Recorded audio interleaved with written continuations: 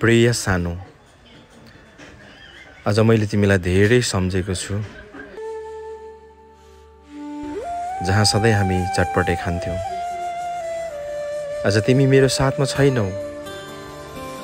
म एक्लै खल्लो मन लिएर चटपटे खाँदै बसेको छु। मलाई तिम्रो याद आउँछ र मलाई यो पनि थाहा छ कि तिमी फेरि फर्केर आउँदैनौ।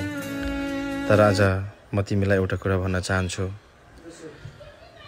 यो चटपटे जब म खाँदैछु, यदि यो भिडियो तिमीले देखेछौ भने प्लिज मुखबाट राल नचाउनु है ल।